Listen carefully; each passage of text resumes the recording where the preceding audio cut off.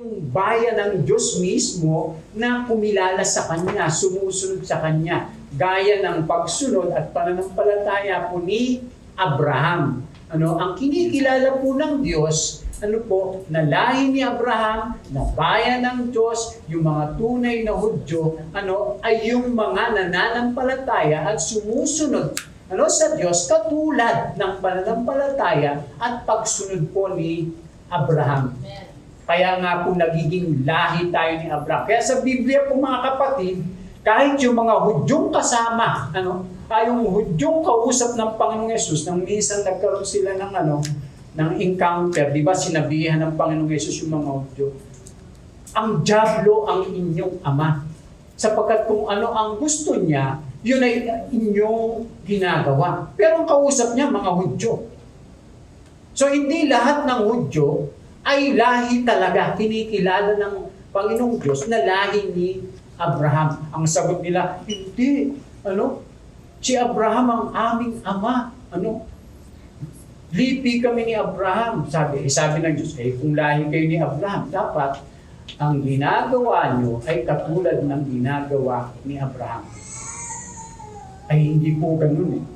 Kaya yung pagka atin pong binabasa sa Biblia, yung pag sinabing bayang Israel, hindi po yun yung eksaktong bayang Israel mismo, doon sa Holy Land, kundi yung mga tao doon na sumasampalataya at kumikilala sa ating Panginoong Jesucristo. Hanggang ngayon nga, hindi nila kinikilala ang Panginoong Jesus . Yung mga nangangaral nga doon, nagtuturo doon, dinuduraan nila, iniinsulto nila, yung mga misyonary na pupunta doon, pagka makakapanood po kayo, kaya po hindi talaga, yung yung lahi lang basta o yung grupo ng Israel, kundi yung mga totoong nananampalataya. Sabi diyan, sila ay mga Diyos na nilikha lamang. Si Yahweh ang kataas-taasang Diyos na lumikha sa kanila. At sila, ang Israel, ay napailalim kay Yahweh. Yung napapailalim kay Yahweh, sabi, hindi sa ibang mga Diyos. Ito ang malinaw na takda na naghihiwalay sa Israel sa ibang mga bansa, sa mga Hintil, at naghihiwalay din sa mga Kristiyano mula sa mga hindi Kristiyano. Dito nagbubuod ang mga utos pangkabanalan sa Israel at sa mga Kristiyano sa buong Biblia. So yun po yung una mga kapatid, kung bakit nga po ba ipinagbabawal sa mga mananampalataya ang espiritismo o yung pagsangguni sa espiritu ng mga patay. Dahil ang ibang mga Diyos na laban kay Yahweh Elohim na maaaring makaugnayan. So yan po yung una nating tinalakay mga kapatid. At susunod po dyan,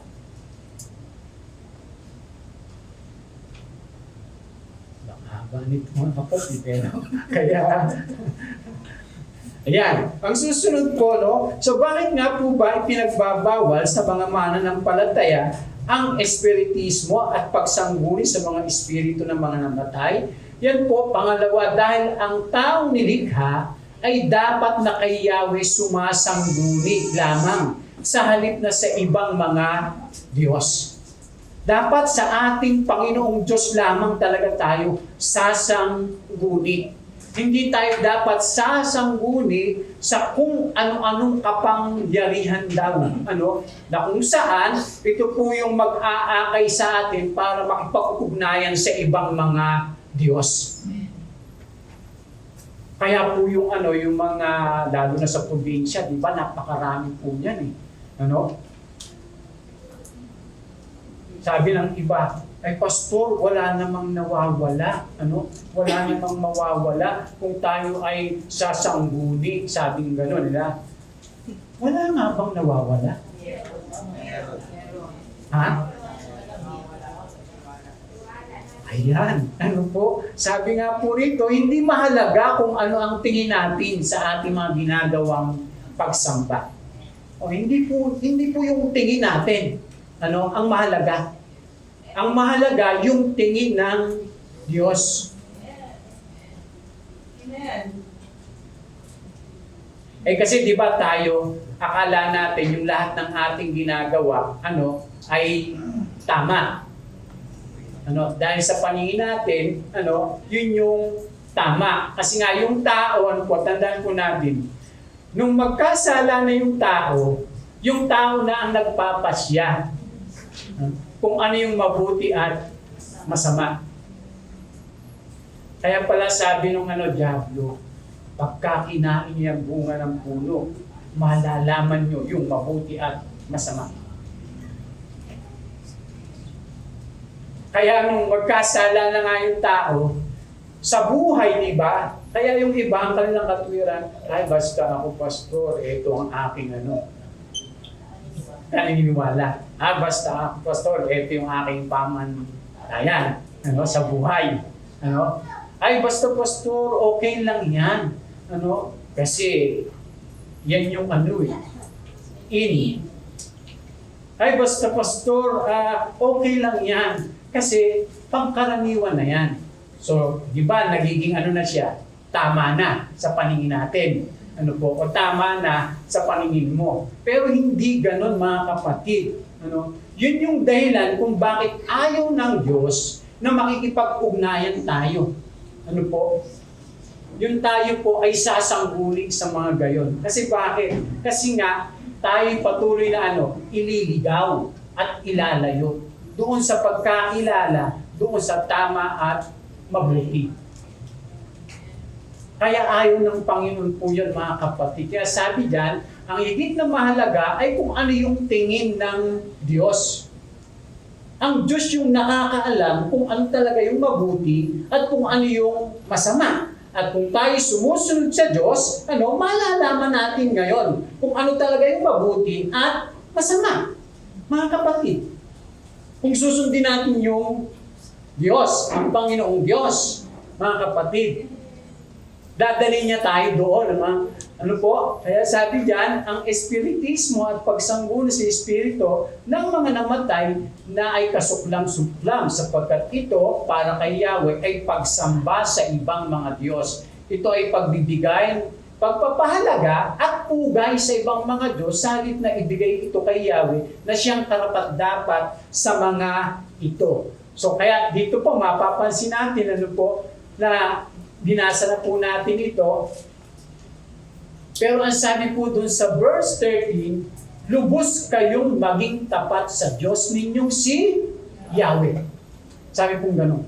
So ibig sabihin, talagang dapat, kung ano yung sinasabi niya dyan, ay ating susundin.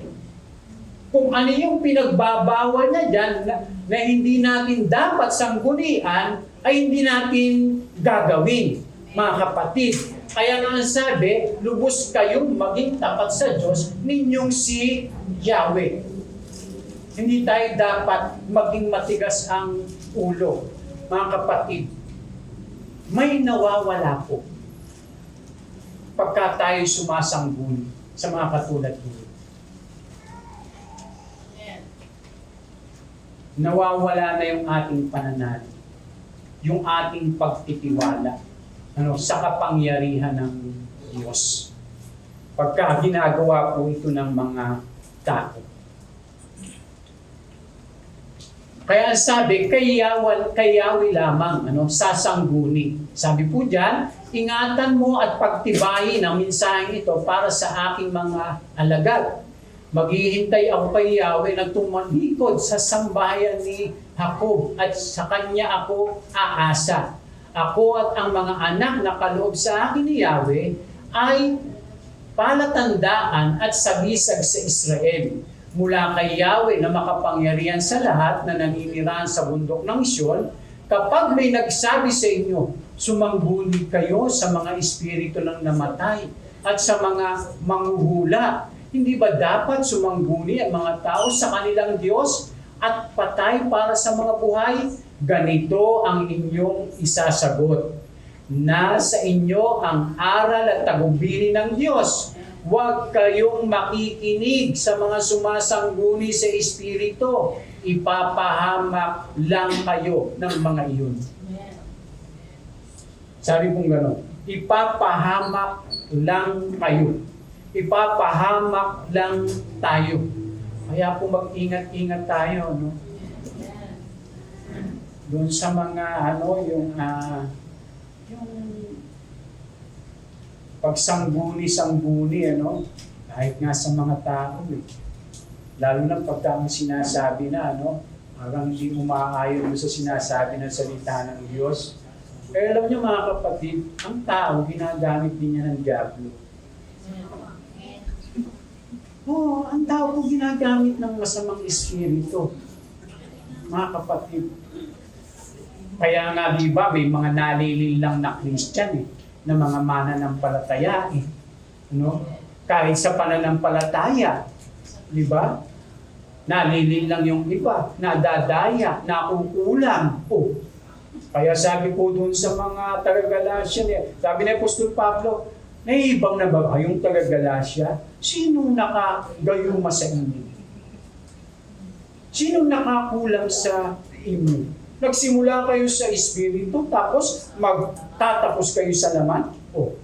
Nakulang ba sila? Hindi. Nakulang.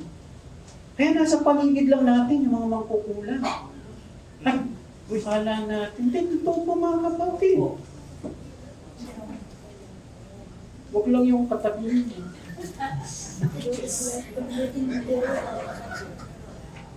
Diba? Hindi, totoo po. Marami pong nadadaya.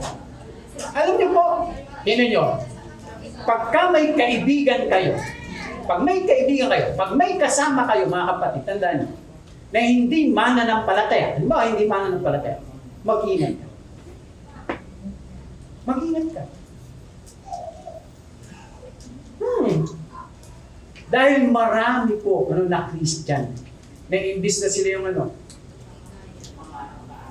maakay. Sila yung naakay. Sila yung nalilin lang. Kaya pala sabi ng Panginoon, huwag kayong makisama sa kanila.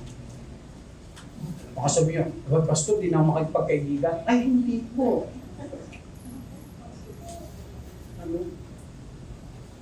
Kaya lang, pag halimbawa, sumasang-ayon ka na, nakikisa ka na, di ba? Tapos parang ginagawa mo na rin yung ginagawa nila. Aba, hindi mo alam, ikaw pala yan, nakukulam na. Di ba? Nadadaya ka na, nalililang ka na. Yun yung ibig sabihin ng Panginoon pala, Kaya pala sinasabi ng salita ng Diyos na huwag tayong makiayon sa kanila. Dapat talaga, gaya ng sinabi po rito, ganito ang inyong isasagot na sa inyong aral at tagubilin ng Diyos. Huwag kayong makikinig sa mga sumasangguni sa Espiritu. Ipapahamak lang kayo ng mga iyon. Siyempre, madalas naman, pagka-unbeliever, ibang Diyos ang sinasamba.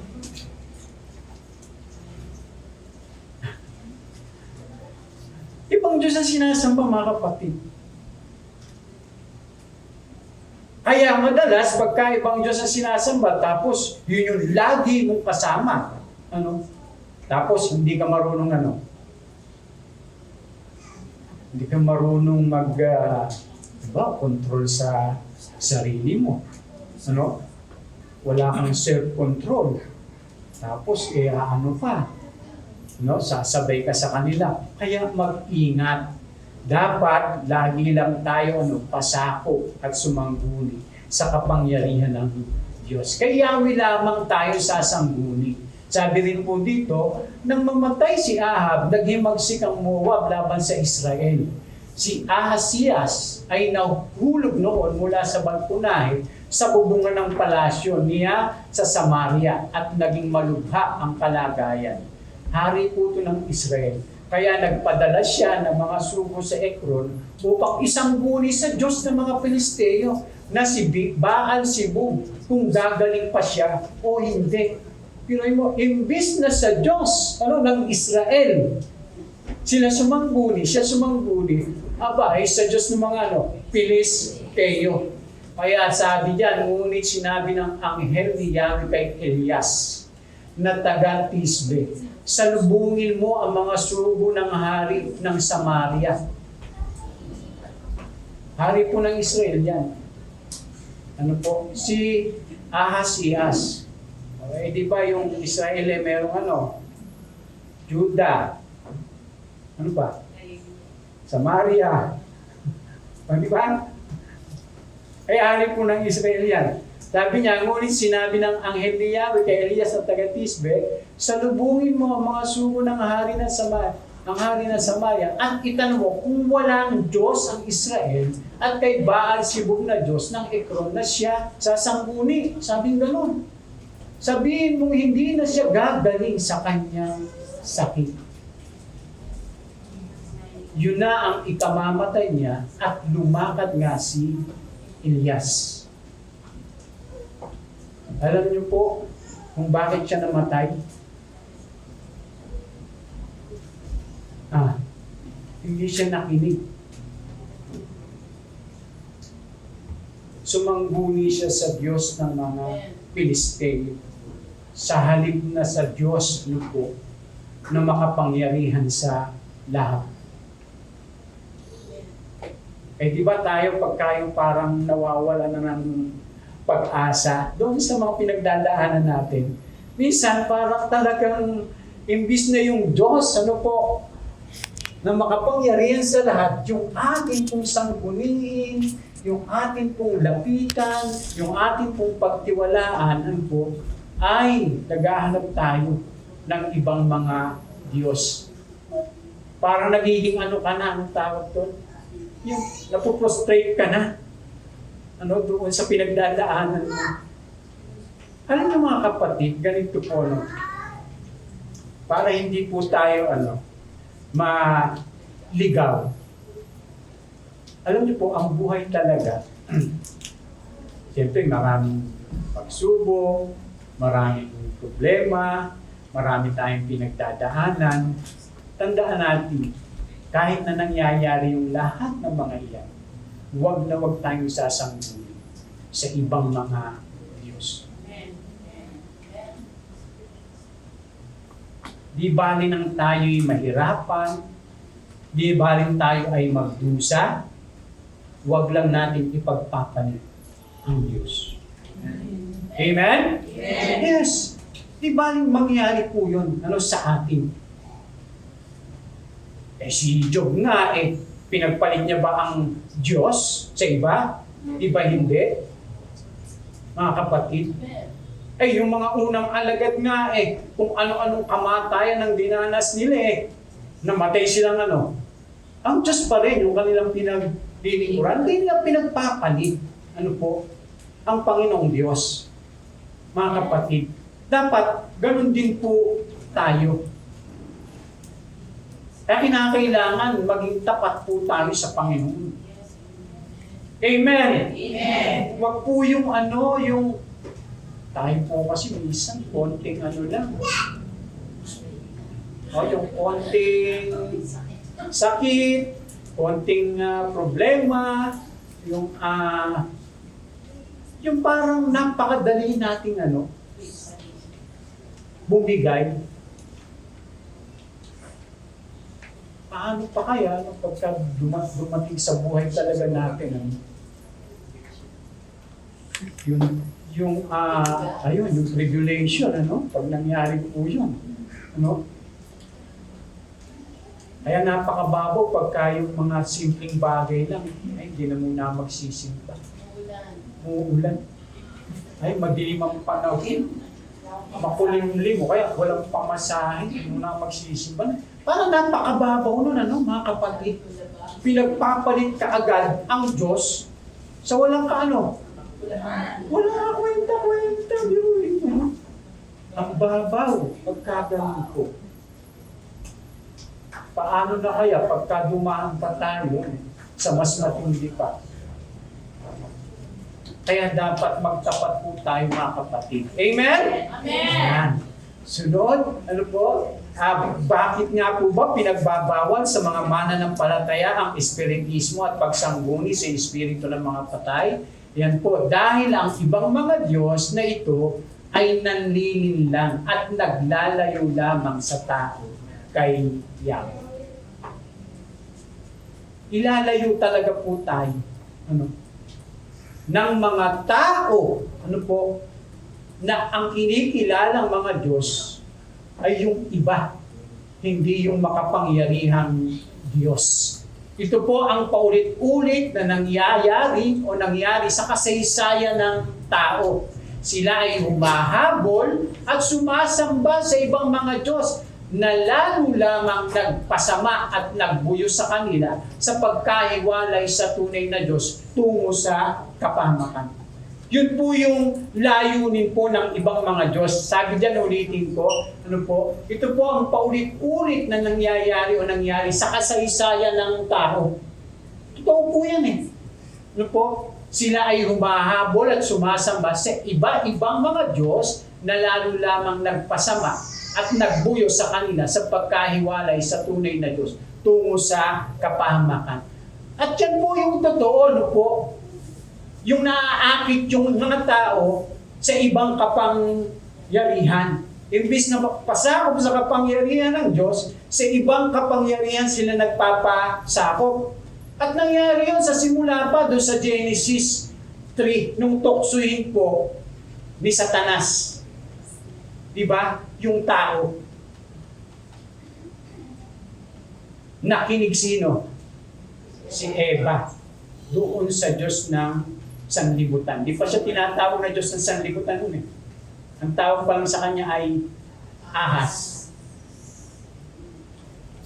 Pero yan si Satanas.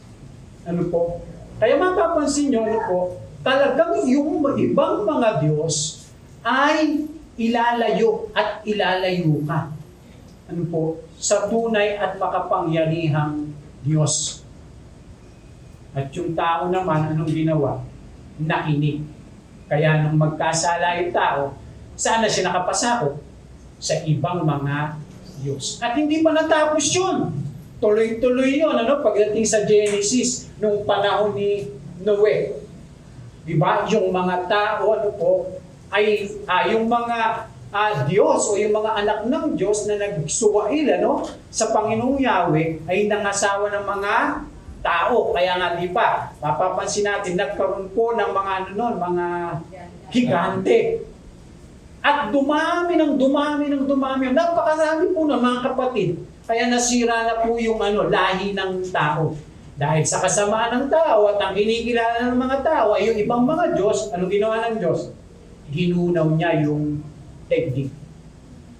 Sino lang tinira niya? Si Noe at saka yung kanyang mga anak. Yung asawa at mga asawa ng kanyang mga anak. Tapos dumami na uli yung tao, di ba? At doon na po nanggaling yung lahat ng mga bansa sa lahi ni Noe. Pero anong ginawa po? Diba, nagkaisa pa rin sila, nagtayo sila ng Torre ni Babel, sabi ng mga nagdadasal, Toreng galing. Isang hindi maintindihan niya, ba't may kasama sa dasal yun?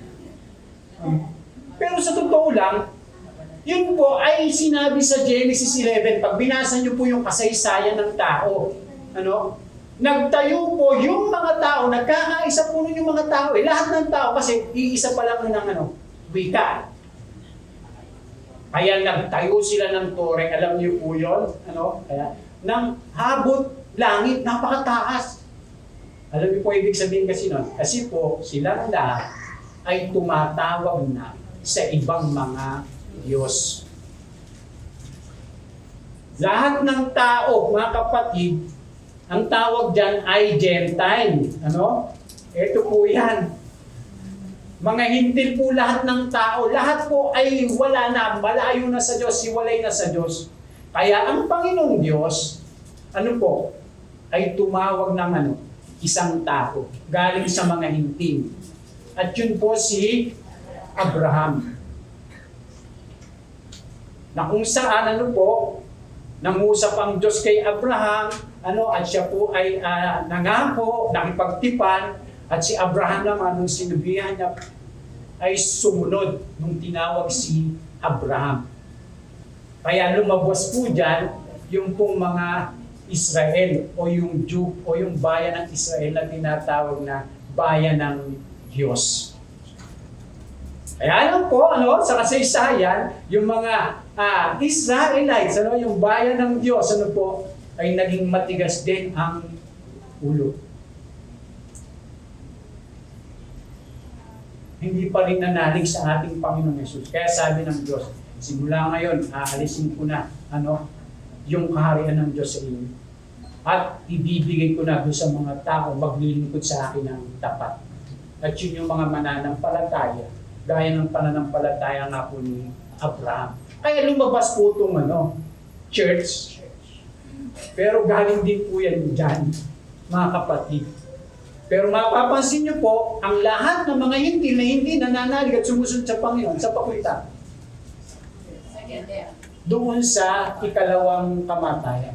Pero lahat na nananalig at sumusunod sa Panginoon, katulad ng pananampalataya ni Abraham, di ba, saan papunta? Di ba, doon sa eternal life. Kaya pagka ang tao po, tayo po, mga mananampalataya, mga kapatid, ay ipagpapalit pa natin yung ating Diyos sa ibang mga Diyos, babalik ulit tayo sa ibaba. Kaya ang gusto ng Diyos, yung maglingkod po tayo ng tapat. Ito pa rin yung kaisipan at kabulagan ngayon. Ito po yung mga nangyayari at ginagawa po ng masama. Kaya sabi po dyan, kung may tabing pa ang magandang balitang pinapahayag namin, ito'y natatabingan lamang para sa mga napapahamak. Sa mga napapahamak. Sa mga hindi nagbabalik loob. At ang sabi dyan, hindi sila sumasampalataya sapagkat ang kanilang isip ay binulag ng Diyos ng kasamaan sa daigdig na ito. Kita niyo po? Nabulag na.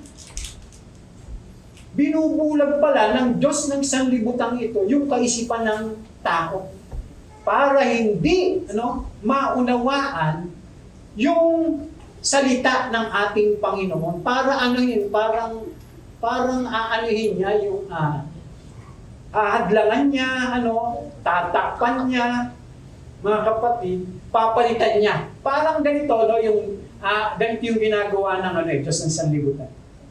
Nung tinukso ng ahas, yung tao, di ba ang sabi ng ahas, hindi ka mamamatay. Pero ang sabi ng Diyos, huwag mo kakainin ang bunga na yan. Mamamatay ka. Mamamatay ka. Sabi ng ahas, sabi ng Panginoong Diyos, pero ang ahas naman ganito, hindi ka mamamatay. Makakatulad ka sa Diyos. Malalaman mo yung mabuti, masama. So pinapalitan niya. Di ba? Tinitwist niya, binabago niya. Kaya yung laman ng utak ng maraming tao ngayon kasi sinungalingan. Dahil na nadaya na. Tapos akala nila yung yung kasinungalingan na yun, tama.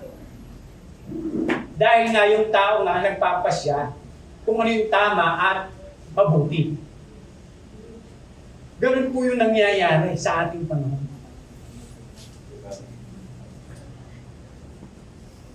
Kaya dayang-daya yung mga tao. Maliban yung mga tao, di ba, makapakinig ng mabuting balita. Dahil ang pananampalataya naman ay dumadating sa pamamagitan ng pakikinig at pakikinig ng salita ng Diyos.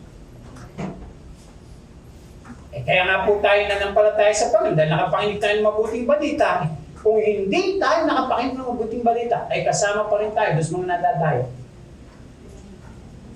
Amen? Amen. Praise the Lord. Dahil tayo nabuksan na yung ating isipan. Pero tanong ko kayo, pwede pa rin ba tayo madaya? Kaya mag-ingat po tayo kasi sa Biblia maraming warning. Maraming warning sa Bible.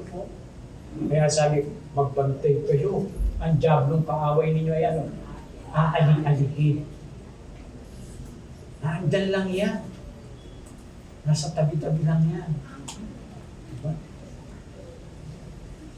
Kaya, siyempre, pagka hindi ka mag-iingat sa sarili mo, tayo bilang mananampalataya, eh kung saan-saan tayo, di ba, pumupunta, sa school, sa opisina,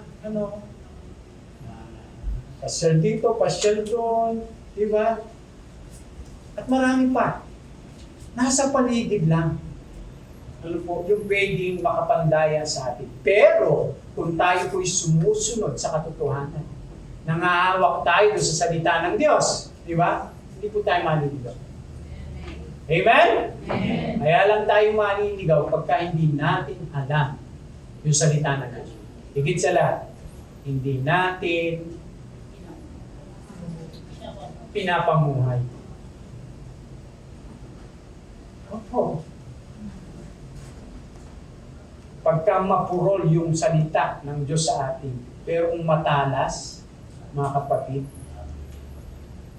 kaya sabi ng salita ng Panginoon, di ba, yung bakal na nagpapatala sa kapwa bakal, tama? Isip ang nagpapatala sa kapwa isipan. Kaya tinan niyo po, pagka tayo po yung talagang sumusunod sa salita ng Diyos, tandaan po natin, magiging matalas yung ating isip sa salita ng Diyos. Pero pagka hindi natin ina-apply yun, pero alam lang natin, nako, ang daling dayain. Kasi nga, hindi natin ipinapamuhay. Mga kapatid. Ganyan po yung nangyayari, no? Kaya yan po yung ginagawa, ng ibang mga Diyos. Nililin lang, at nilalayo yung tao, sa Panginoong Diyos. Ano pa po? Ito pa rin ang kaisipan at kabulagan ngayon, Sabi nga po rito, nung unay patay kayo, sabay-sabay po natin basahin ito. 1, 2, 3. Nung unay patay kayo dahil sa inyong mga pagsuway at mga kasalanan. Sinunod ninyo noon ang masamang takbo ng mundong ito at napailalim kayo sa prinsipe ng kasamaan, ang espiritu nag-ahari sa mga taong ayaw masakop sa Diyos. Kita nyo? Dati ganyan po tayo. Ang nag-ahari sa atin, sabi ng gano'n, Sabi, sinusunod natin yung masamang takbo ng mundong ito, napailalim tayo sa prinsipe ng kasamaan. At sino yun? Ang espiritong nag-ahari sa mga taong ayaw pasakop sa Diyos. Pansinin niyo po. Sabi, ang espiritong nag-ahari sa mga taong ayaw pasakop sa Diyos. Kaya sabi ng Biblia, pasakop kayo sa Diyos. Labanan ninyo ang diablo. At lalayo siya. Kaya pagka hindi ka magpapasakop sa Diyos, sa kapangyarihan ng Diyos, sa salita ng Diyos, ay sigurado, baka kasama mo lagi.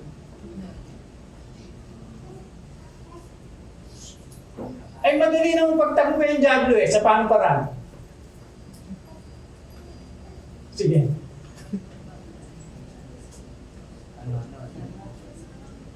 Pag hindi natin kasama ng Diyos. Hindi, ayon doon sa James 4:7, ano sabi? Pasakop kayo sa Diyos. Diba? Labanan ninyo ang diablo. At siya lalayo sa inyo. Paano natin mapagtatagumpayan yung diablo?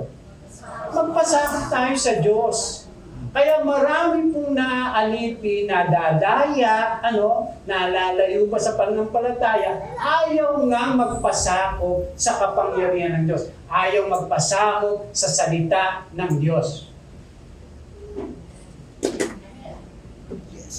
Ganun lang po yan mga kapatid.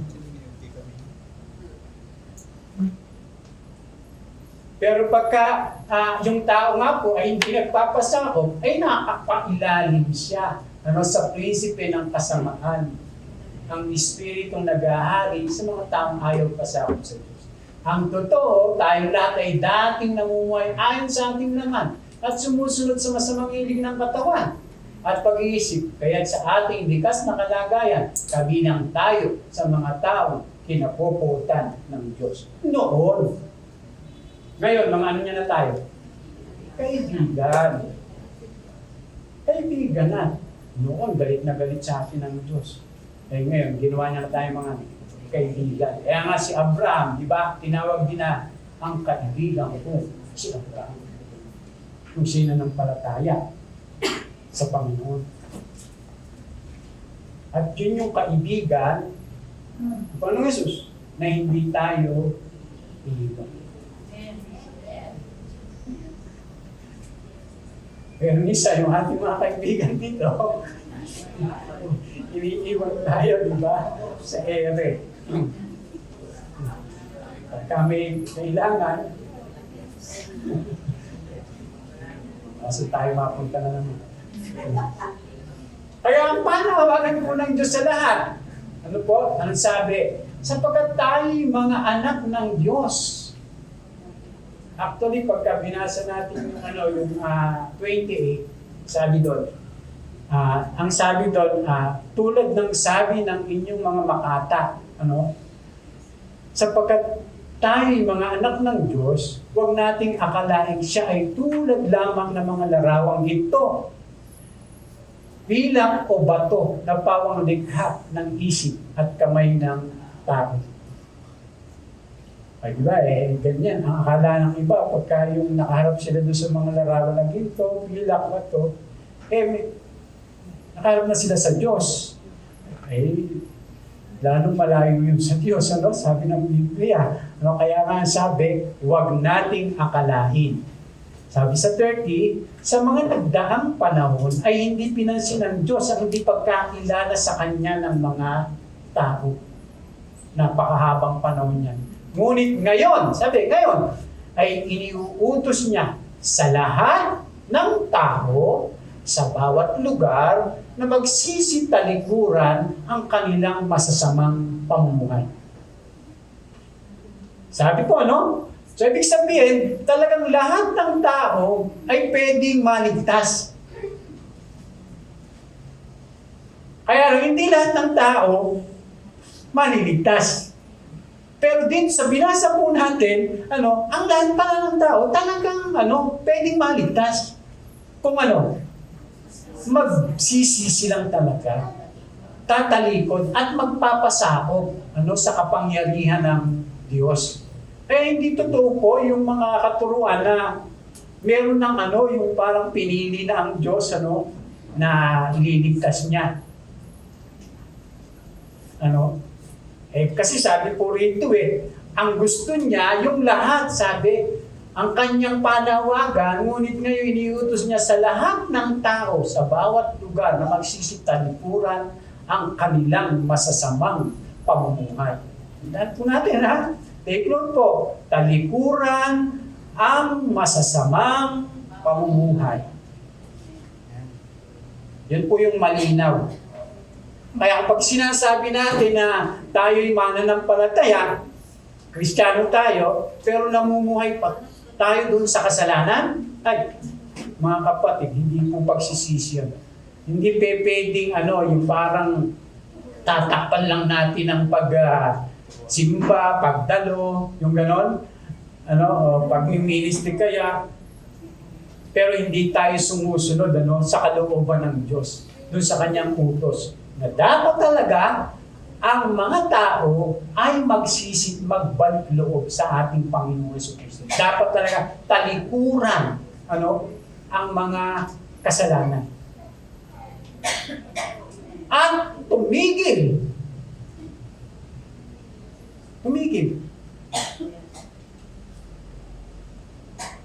Tingnan niyo po yung nahuli ng nahuli sa yung babaeng nahuli sa pangano niya, di ba? Sabi ng mga Pariseo, ayon sa kautusan, dapat siyang pagbabatuhin hanggang sa mamatay. Sabi ng Panginoon, kung sino man walang kasalanan, siyang unang bumato. Di walang bumato. Di ba? Kasi lahat may kasalanan. Di ba? Pero, ang nakikita lang natin doon, yung Sinasabi ng iba na mga judgmental yung mga Christian. Samantalang lahat naman tayo. Makasalanan, di ba? Ganun lagi. Pag tinutuwid, pagka yung pinagsasabihan, pagka yung kinukurek, Pastor, napaka-judgmental naman.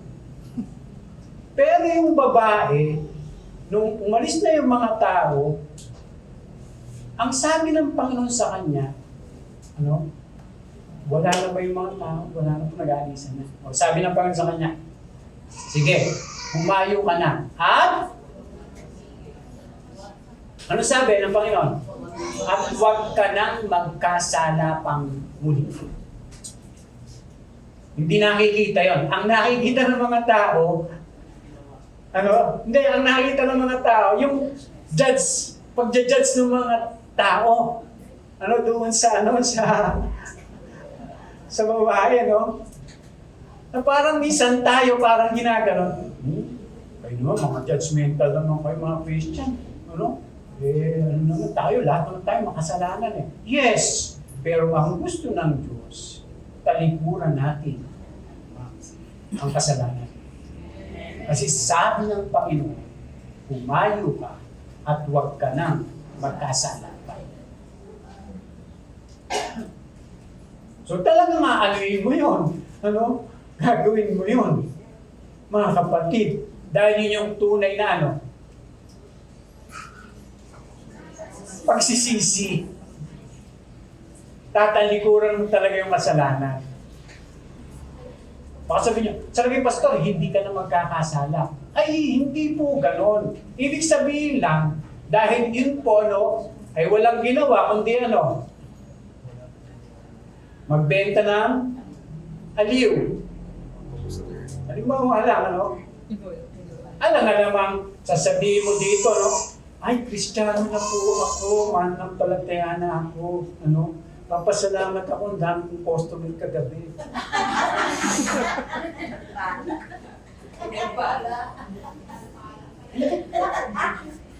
Pwede ba yung gano'n? Hindi pa pwede yun. Ha? Hindi pwede mga kapatid yung hindi pwede na pumapalakpak tayo dito, sumasayaw tayo dito, tapos with emotion pa, yung pag-awit natin. And then pagkatapos nito, tuloy-tuloy pa rin tayo doon sa kasalanan na ginagawa natin. Ay, niloloko lang natin ang ating sarili. Sabi ng Panginoon, diba sabi ni Juan, ang nagsasabing nakikilala ko siya, ngunit hindi naman sumusunod sa kanyang mga utos, ay sinungaling. Sabi niya ang nagsasabi na nakikilala ko siya, ang Diyos. Di ba? Ngunit hindi naman sumusunod sa kanyang utos, ay sinungaling. Sabi ko gano'n. Kaya po kilala ng Diyos kung sino yung kanya. Sino yung sumusunod sa kanya. Kilala po ng Diyos yun. Hindi pwedeng makikilala lang tayo dito sa ating na yung mga tao kilala ka na Christian. Diba? Anong palataya? Ay, Christian yan. Pero mas higit na ang Diyos ang nakakakilala sa atin. Kung talagang tayo ay sumusunod sa Kanya. Kaya ang linaw po na yung sinasabi na dapat talikuran, dapat pagsisihan, dapat layuan, dapat tumigil.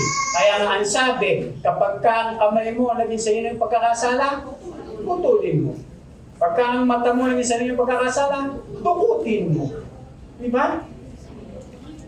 Ibig sabihin lang po nun, stop sinning. Yan po yun.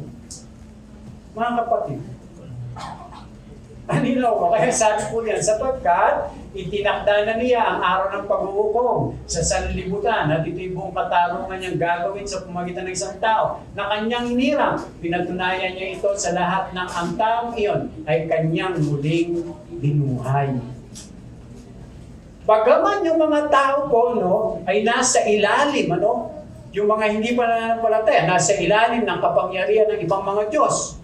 Pero ipinag-uutos niya pa rin, mga kapatid, na yung lahat ng tao ay magbalik loob sa Kanya.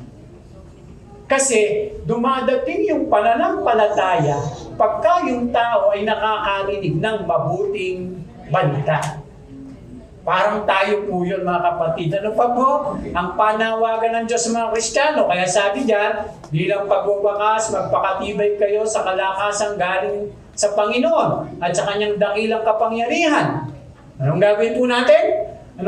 Gamitin ninyo ang lahat ng kagamitan at sandatang pandigma na kaloob ng Diyos upang mapaglabanan ninyo ang mga pakana ng dyablo. Kita nyo, magtatagumpay po tayo, mga kapatid, sa mga pakana ng dyablo, sa mga gawa ng dyablo sa buhay. Kapag yung Kristiyano ay gagamitin yung salita ng Diyos, magpapasakop lang po tayo. Kaya ang sabi niya rito, sapagkat hindi tayo nakipaglaban sa mga tao, kundi sa mga pinuno. O, sino yung mga pinuno na yan? Hindi po yan pinuno ng bayan, ha? Hindi po yung mga mayor yan, yung presidente, hindi po yan yan. Hindi po yung mga senador, congressman. Mga pinuno po yan, ang mga may kapangyarihan, sa mga may kapangyarihan, sa mga tagapamahala ng kadiliman umiiral sa sanlibutan ito. Ang mga hukbong spiritual ng kasamaan sa impapawid. Yan po yung mga tinutukoy na pinuno, kapangyarihan, mga hukbong spiritual. Yan yung mga kalaban natin, hindi natin nakikita. Pero pwede nating mapagtagumpayan.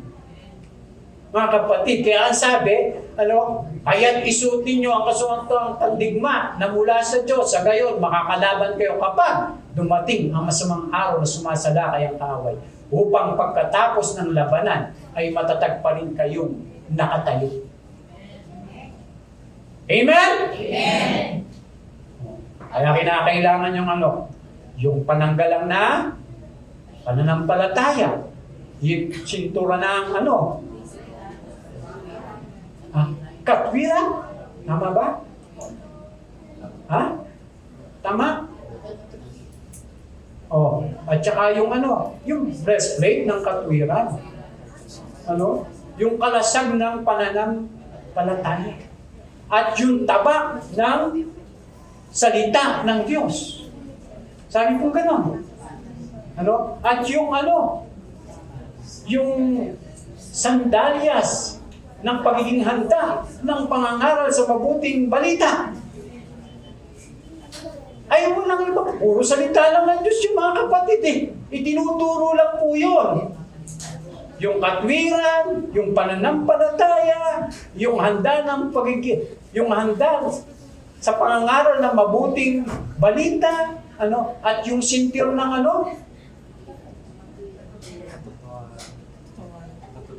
nalimutan na natin Pero pagka pinasa po natin lahat yun, ibig sabihin lang, yung mga salita na yun ay tinuturo ni Pablo, kailangan natin i-apply sa buhay natin. Kasi pag hindi po natin ginawa yun, alam nyo, pagka dumating yung panahon ng paglaban, babagsak po tayo. Kaya yung pananampalataya, pananggalang, para pagka yung pinapana tayo ng pananggalang tayo, pananampalataya. Paano kung wala tayong pananampalataya? Pagpana ng kaway, siyempre ito. Diba? Pupunta ka sa simbahan, mawala o nasa yung pintuan. Dahil ka na, parang lupay-pay ka na, talunan ka na. Diba?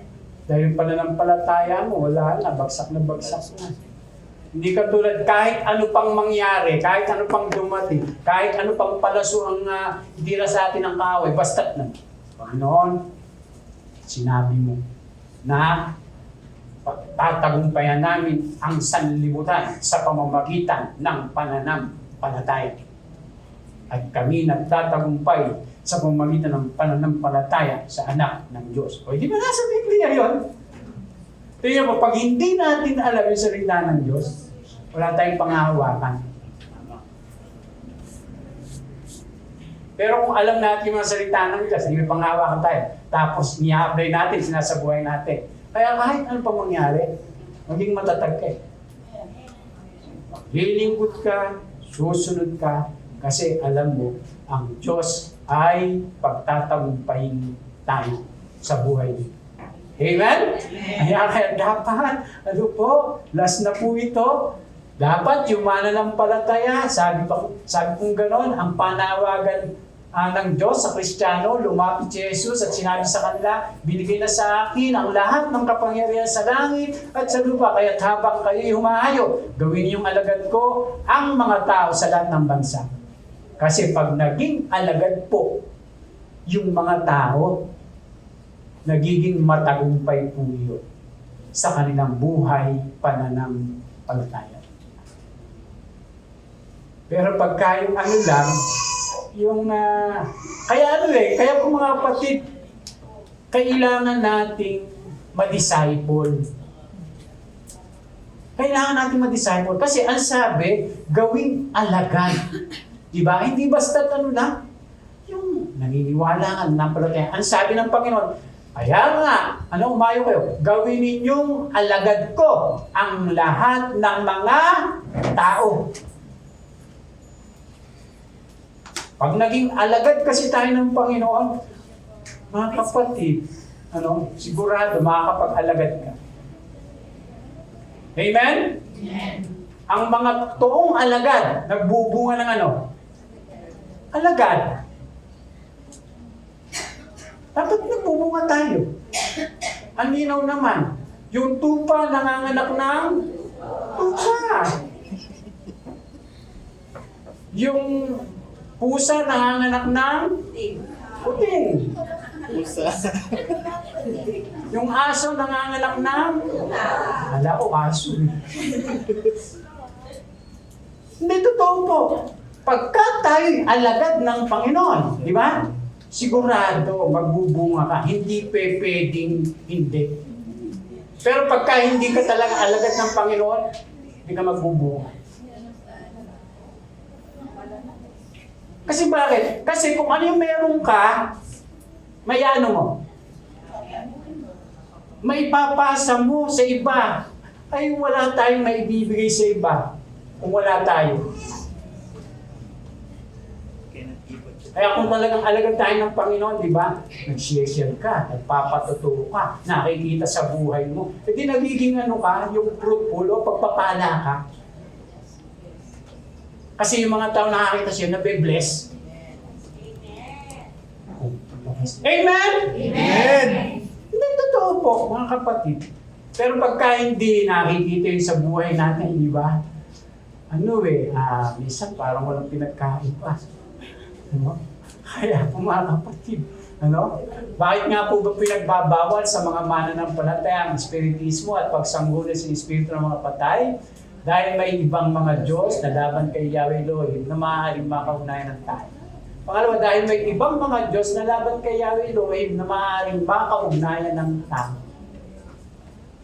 Pangatlo, dahil ang ibang mga Diyos na ito ay nanlilinlang at naglalayo lamang sa tao kay Yahweh. So sabi po rito, bawat isa sa atin ay binigyan ng buhay ng Diyos, binigyan ng kanyang kakayahan, talino, lakas, yaman, posisyon sa buhay at iba pa. At atin bang iisipin na ang lahat ng ito ay binigay para lamang sa ating mga pansariling kasiyahan at hindi sa kasiyahan ni Yahweh na lumikha? Totoo naman eh. Dapat kung ano yung meron tayo ngayon, dapat napaparangalan ng Diyos. Dapat nagagamit natin sa Diyos. Amen? Yes.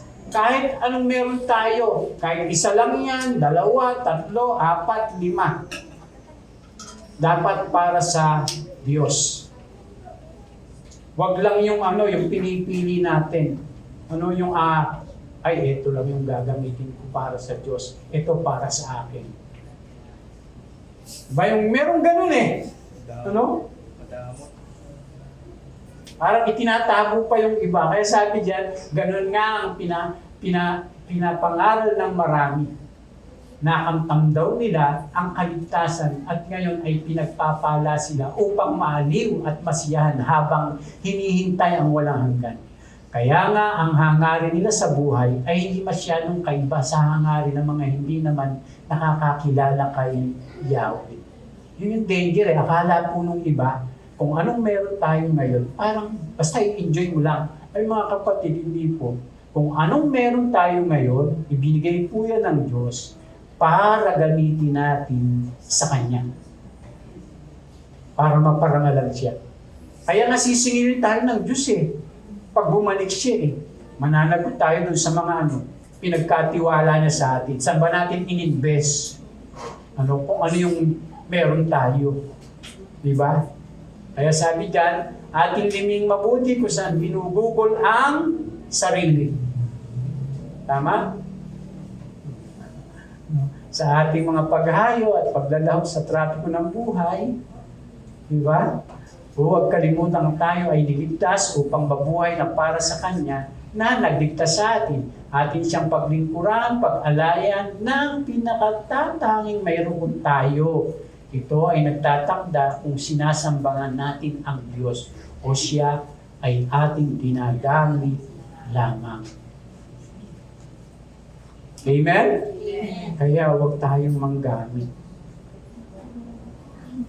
kundi sambahin natin ang Diyos sa ating pong buhay. Ang Diyos lamang.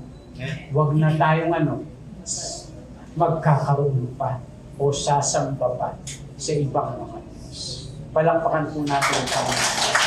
Maraming salamat. Pagpalaan tayo ng Panginoon.